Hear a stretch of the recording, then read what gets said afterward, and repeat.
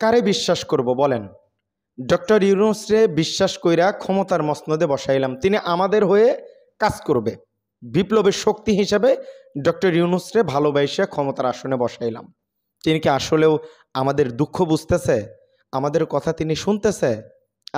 বিশ্বাস করলে সে বেশি ধোঁকা দেয়। ডক্টর ইউনূসও তার ব্যতিক্রম কিছু করে নাই। এই ভিপি নূর ভাইয়ের উপরে যে আক্রমণ এবং জাতীয় পার্টিকে নিষিদ্ধের যে দাবি, ডক্টর ইউনূস বৈঠক করছে গতকাল রাত্রে সকল রাজনৈতিক দলের নেতাকর্মীদের সাথে। ভাবছিলাম একটা সুসংবাদ আসবে, কিন্তু ডক্টর ইউনূস পুরো আগুনে আরও ঘি ঢেলে দিছে। মার্শাল্লাহ কইতেন না?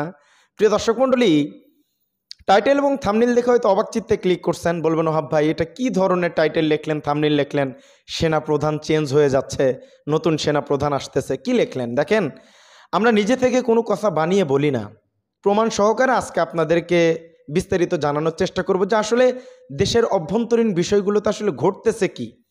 কারোর উপর বিশ্বাস করতে পারতেছি না, কে কোন দিক দৌড়াদৌড়ি করতেছে রে ভাই। আজকের এই ভিডিওতে আমরা অনেকগুলো বিষয় কভার করার চেষ্টা করব। প্রায় 20-25টার মতো প্রতিবেদন আছে। যাদের হাতে সময় আছে, সত্য জানার সৎসাহস আছে, তারা আমার কথাগুলো মনোযোগ দিয়ে শুনবেন। আজকে আমরা যে বিষয়গুলো কভার করব সেটা হচ্ছে জাতীয় পার্টিকে যে নিষিদ্ধের যে ব্যাপার, এই ব্যাপারটা নিয়ে ডক্টর ইউনূস আসলে কতটুকু পদক্ষেপ নিল, বৈঠকে কি আলোচনা হলো, এবং সেই সাথে ডক্টর ইউনূস যে রাজনৈতিক দলগুলোর সাথে আলাপ আলোচনা করছে সেখানে কি আলাপ আলোচনাগুলো উঠে আসছে এই ব্যাপারেও আপনাদেরকে জানাবো। এবং সেই সাথে জামাত ইসলামের প্রতি আমার একটু ক্ষোভ আছে, তারা এক এক সময় এক এক ধরনের কথা বলতেছে, আসলে কেন, এটার পোল আজকে খোলা হবে। এবং সেই সাথে বিএনপি নির্বাচন করে, কিন্তু তারাই আবার প্রশ্ন তুলছে নির্বাচন কি সুষ্ঠু হবে, এ ব্যাপারেও আপনাদেরকে জানাবো। এবং সবচেয়ে গুরুত্বপূর্ণ যে ব্যাপারটা আজকের ভিডিওতে আমরা জানাবো, সেনা প্রধানের পদত্যাগ এবং নতুন সেনা প্রধানের আগমন, খবরটাকে আসলে সত্য কোন জায়গা থেকে আসছে আপনাদেরকে জানাবো। তাদের সহ রাজনৈতিক আরও অনেকগুলো বিশ্লেষণমূলক কথা আজকের এই ভিডিওতে হবে। ভিডিও লম্বা হবে, অনেক বড় হবে, তাই সময় নিয়ে মনোযোগ দিয়ে আমার কথাগুলো শুনবেন।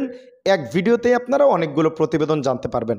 তার আগে অনুরোধ করতেছি, চ্যানেলে যারা নতুন আসছেন, প্রতিদিনের লেটেস্ট অথেন্টিক আপডেটগুলো পেতে আমাদের চ্যানেলটি সাবস্ক্রাইব করে আমাদেরকে সাপোর্ট করবেন। আমরা যারা মহব্বত করেন, আমার নিউজ যারা ভালোবাসেন, তারা ভিডিওতে একটা লাইক করবেন। চলেন প্রতিবেদন শুরু করছি। প্রথমে একটু জানতে চাই, জাতীয় পার্টিকে নিষিদ্ধ করা হোক, এটা আপনারা কারা কারা চান একটু কমেন্ট করেন। এবার আসেন, গতকালকে যে ডক্টর ইউনূসের সাথে মিটিং হইল, এখানে দুইটা দল জাতীয় পার্টিকে নিষিদ্ধের ব্যাপারে কথা বলছে। একজন হচ্ছে জাতীয় পার্টি নিষিদ্ধ চায়, এনসিপি এরা নিষিদ্ধ চাইছে, এবং আওয়ামী লীগের মতো জাতীয় পার্টিকেও নিষিদ্ধ করতে হবে এই কথা জামাত ইসলাম বলছে। এই দুই দল জাতীয় পার্টিকে নিষিদ্ধের দাবি করছে। তাহলে বিএনপি গেল কোথায়? একটু আসতেছি। আমরা মোটামুটি 8-10টা প্রতিবেদন কাভার করার পরে সেনা প্রধানের যে পদত্যাগের যে ব্যাপারটা, সেটা আমরা একটু পরে রাখতেছি। আগে কিছু প্রতিবেদন আপনাদের মাঝে উপস্থাপনা করে আমাকে একটু সময় দিতে হবে, হ্যাঁ, না দেখে কেউ বাজে মন্তব্য করেন না। এবার আসেন, জাতীয় পার্টি নিয়ে আমার যে একটা কথা ছিল, আপনাদের যে একটা কথা ছিল যে নিষিদ্ধ করতে হবে, ডক্টর ইউনূসের প্রতি মন খারাপ কেন? ডক্টর ইউনূসের প্রতি যে আশা করছিলাম সেটা তিনি পূর্ণ করেন। স্ক্রিনে দেখেন, জাতীয় পার্টি নিয়ে কোনো আলোচনা হয়নি। মির্জা ফখরুল ইসলাম আলমগীর, আমার দেশ পত্রিকার প্রতিবেদন। কেন আলোচনা হয়নি? কেন? এটা কি ইস্যু না? এই ইস্যুকে কেন্দ্র করে ভিপি নূর ভাইকে আহত করা হলো। জাতীয় পার্টির মাধ্যমে শেখ হাসিনা ফিরে আসতে চায়, ফেসিবাদ কায়েম করতে চায়, তারা বিভিন্ন ধরনের অপকর্মে লিপ্ত হচ্ছে, কেন তাকে নিষিদ্ধ নিয়ে এই সবার সাথে কথোপকথন হলো? কেন এই ব্যাপার নিয়ে আলোচনা হবে না বিএনপির সাথে? সবাই নিষিদ্ধের দাবি জানালেও বিএনপি কিন্তু এই ব্যাপারটা নিয়ে মন খোলাখুলি কোনো কথা বলে নাই। তো এই ব্যাপারটা সরকারের তরফ থেকে আসা উচিত ছিল, কিন্তু সরকার কিন্তু এই ব্যাপারে কোনো আপনার কি পদক্ষেপ নিচ্ছে না। এটা দুঃখজনক। এই জন্য ডক্টর ইউনূসের প্রতি আমার একটু মন খারাপ। তিনি হিরো হতে পারতেন, কিন্তু তিনি কেন পারতেছেন না, তার প্রতি কোন চাপ, এটা আমি বুঝি না। এবার আসেন, আমাদের বিএনপির রিজভী ভাই একটা কথা বলছে। তিনি বলছেন অবাধ ও সুষ্ঠু নির্বাচন নিয়ে সংশয় আছে। নির্বাচন চাই বিএনপি, আবার বিএনপি বলে যে আমরা নির্বাচন নিয়ে সংশয়। এটা কেমন হয়ে গেল না?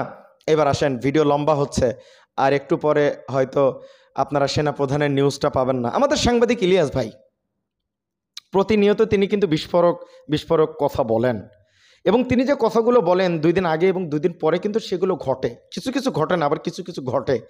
তো সাংবাদিক ইলিয়াস ভাইয়ের একটা পোস্ট দেখছিলাম, যে পোস্টে একটু আভাস পাওয়া গেল আর কি। স্ক্রিনে দেখেন, ইয়া মাওলা, জেনারেল কামরুলকে সেনা প্রধান বানা দে, শেখ মুজিবুরের পোলার থেকে আমাদেরকে পানা দে। এই পোস্টটির মাধ্যমে আপনি কি বুঝলেন? এই যে জেনারেল কামরুল, এনাকে সেনা প্রধান হওয়ার কথা বলতেছে, এমনি এমনি তো আর আসলে বলতেছে না, কিছু তো একটা ভিতরে ঘটছে। এবং আরেকজনকে যে ইঙ্গিত করছে যে শেখ মুজিব, এটা তো মনে হয় ওয়াকারুজ্জামান সাহেবকে ইঙ্গিত করছে যে তার থেকে আমাদের পানা দে। এখন ইলিয়াস ভাইয়ের এই পোস্টটা কেন্দ্র করে অনেক ধরনের বিতর্ক সৃষ্টি হয়েছে এবং কমেন্টে অনেকেই বলতেছে আলহামদুলিল্লাহ সেনাপ্রধানের পদত্যাগ, অনেক ধরনের মিশ্র প্রতিক্রিয়া দেখা যাচ্ছে। এই জন্যই কিন্তু এটা কিন্তু ইলিয়াস ভাইয়ের কথা, তিনি প্রেডিকশন করতেছেন বা তিনি চাচ্ছেন ভিতরে কোনো একটা কিছু হচ্ছে বিধায় কিন্তু তিনি এই ধরনের কথাটা বলছেন বলে আমি মনে করতেছি। এবার আসেন, এটা তো গেল মূল পয়েন্টটা। এবার জামাতের প্রতি আমার কেন ক্ষোভ এটা একটু আপনাকে বলি, এবং তারপরে আসতেছি যে কি কি আলোচনা হলো সরকারের সাথে এটাও জানাবো। রোজার আগে নির্বাচনে কোনো দ্বিমত নেই জামাতের, আমার দেশ পত্রিকার প্রতিবেদন, এটা হচ্ছে জামাত ইসলাম বলছে। এবং সেই সাথে প্রথম আলোর একটা প্রতিবেদন যে সরকার কিভাবে নির্বাচন করবে শঙ্কিত জামাত, এটা কিন্তু জামাতের কথা। আবার তারা বলছেন বর্তমান পরিস্থিতিতে সুষ্ঠু নির্বাচন নিয়ে জামাতের শঙ্কা। এখন রোজার আগে নির্বাচনে কোনো দ্বিমত নাই, নির্বাচন আপনারা চাচ্ছেন, অপরদিকে যখন বলা হচ্ছে আপনারাই বলতেছেন যে নির্বাচন নিয়ে শঙ্কা আছে, কিভাবে সুষ্ঠু নির্বাচন হবে এটা নিয়ে আপনারা শঙ্কিত। এই জিনিসটা কেমন দুপাট্টা হয়ে গেল না? এটা একটু অন্যরকম লাগছে।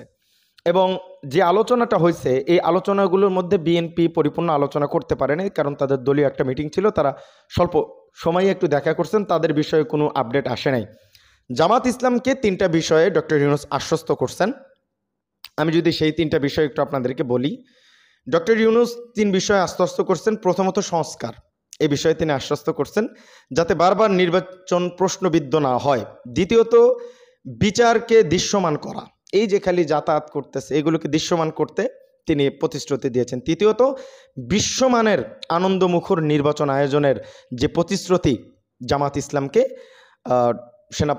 আপনার ডক্টর ইউনূস দিয়েছেন। এবার আরও কিছু প্রতিবেদন আমাদের কাছে আছে, অনেকগুলো প্রতিবেদন, একটু সাথে থাকেন।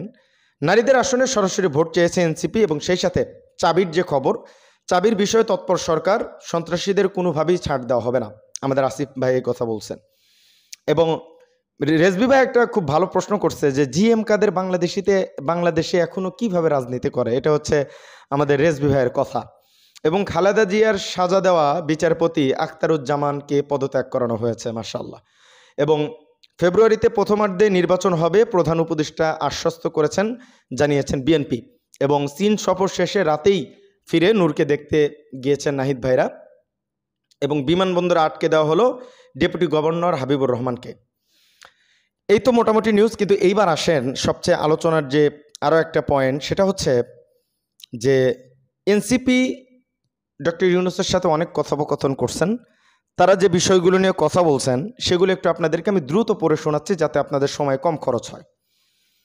সংরক্ষিত নারী আসনে 100তে উন্নতি করা এবং এসব আসনে সরাসরি নির্বাচন ব্যবস্থা করার প্রস্তাব। জাতীয় পার্টি জাপা এর সাংগঠনিক কার্যক্রম স্থগিতের বিষয়ে সরকারকে আরও কার্যকর পদক্ষেপ নেওয়ার আহ্বান জানিয়েছে এনসিপি। বর্তমান ইসির নিরপেক্ষতা ও সক্ষমতা নিয়ে প্রশ্ন রয়েছে, ফলে এই ইসি সুষ্ঠু নির্বাচন আয়োজন করতে কতটা সক্ষম তা পূর্ণ বিবেচনার আহ্বান করেছেন এনসিপি। এছাড়া নির্বাচন কমিশনার বলেছেন 31 অক্টোবর বয়স 18 হলে ভোট দেওয়ার সুযোগ থাকবে। তবে এনসিপি বলছে নির্বাচনের দিন যার বয়স 18 হবে তাকেই ভোট দেওয়ার সুযোগ দেওয়া উচিত। এবার আরও বলছেন, জুলাই ছাত্র জনতার অভ্যুত্থানে শহীদ পরিবার ও আহতদের পুনর্বাসন, চিকিৎসা ও নিরাপত্তা নিশ্চিত করার আহ্বান। জুলাই সনদের আইনি ও সাংবিধানিক ভিত্তি নিশ্চিত করতে আগামী নির্বাচনকে গণপরিষদ নির্বাচন হিসেবে আয়োজন করা, যা নতুন সংবিধান প্রণয়ন করবে। এবং সেই সাথে জুলাই ছাত্র জনতার অভ্যুত্থানে অংশগ্রহণকারী সংযুক্ত আরব আমিরাতে আটক থাকা 25 জন প্রবাসীর আইনি জটিলতা নিরসনে সরকারের প্রতি কার্যকর উদ্যোগের আহ্বান জানিয়েছেন এনসিপি। এবং গুম কমিশনারের প্রতিবেদনের আমলে নিয়ে রাষ্ট্রীয় সংস্কার সংশ্লিষ্ট সদস্যদের বিরুদ্ধে সুস্পষ্ট ব্যবস্থা গ্রহণের আহ্বান জানিয়েছেন।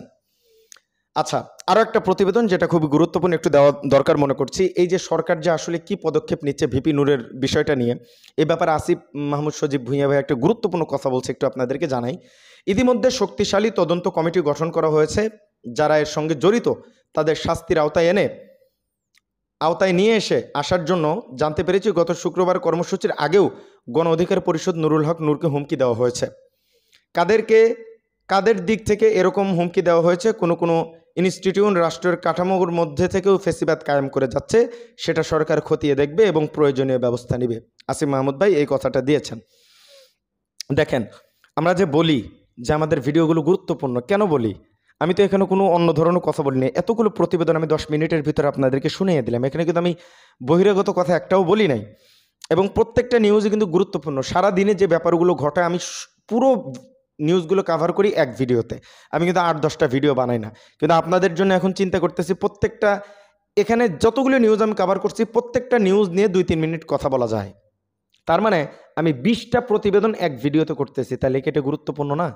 সারা দিনের নিউজ আমি রাতে করি, সারা রাতের নিউজ আমি দিনে আপনাদেরকে জানানোর চেষ্টা করি।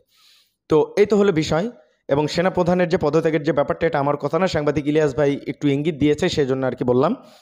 এবং ডক্টর ইউনূসের প্রতি মন খারাপ, তিনি এই পদত্যাগের বিষয়টা, জাপার নিষিদ্ধের ব্যাপারটা নিয়ে তিনি কেন পদক্ষেপ নিচ্ছে না বা কবে নিবে, এটা নিয়ে আমার একটু মন খারাপ। তো যাই হোক, আরও একটা প্রতিবেদন এখানে মানে বাদ পড়ে গেছে, সেটা হচ্ছে নির্বাচন ছাড়া কিছু ভাবলে তা হবে জাতির জন্য বিপজ্জনক। এটা বলছে হচ্ছে প্রেস সচিব শফিকুল আলম। এবং আমাদের গণ অধিকার পরিষদের যে ভাইয়া আছে, নুরু ভাইয়ের সাথে থাকে, এনার নাম রাশেদ ভাই মনে হয়, ইনক্লুসিভের নামে আওয়ামী লীগ ও জাপান নির্বাচনের সুযোগ নেই, এই কথা তিনি হুঁশিয়ারি দিয়েছেন। এবং ভিপি নুরের ভাইয়ের অবস্থা মোটামুটি আলহামদুলিল্লাহ ভালো। তো এই তো ছিল আজকের মোটামুটি 15-20টার উপরে প্রতিবেদন, আমি গুনিনি সঠিক। তো আপনারা আমাকে একটু সাপোর্ট করবেন, ভিডিওগুলো পরিপূর্ণ দেখবেন, শেয়ার করবেন, চ্যানেল সাবস্ক্রাইব করবেন, আব্দুল হক চ্যানেলের সাথেই থাকবেন। আমরা চেষ্টা করবো আপনাদেরকে অথেন্টিক নিউজগুলো আপনাদের পর্যন্ত পৌঁছানোর। আমার কোনো ভুল হলে, আমার কোনো মিস ইনফরমেশন আমি দিলে, বা আমার কথার ভিতরে কেউ কষ্ট পেলে আমাকে ধরিয়ে দেবেন, আমি সংশোধন করে নেব ইনশাল্লাহ। প্রত্যেকটা কমেন্ট আমি দেখি এবং রেসপন্স করার চেষ্টা করি। আপনারা যদি খেয়াল করে দেখেন, অনুরোধ করবো আপনারা কমেন্ট করবেন, আমি উৎসাহ পাবো। আজকের ভিডিও পর্যন্তই। সত্য নিয়ে কাজ করি, সবসময় সত্য বলার চেষ্টা করব। আপনারা পাশে থাকলে অবশ্যই ভালো কিছু করবো। ভালো থাকবেন, সুস্থ থাকবেন, দেখা হচ্ছে পরবর্তী অন্য কোনো ভিডিওতে। আসসালামু আলাইকুম রহমতুল্লাহ বরকাতু।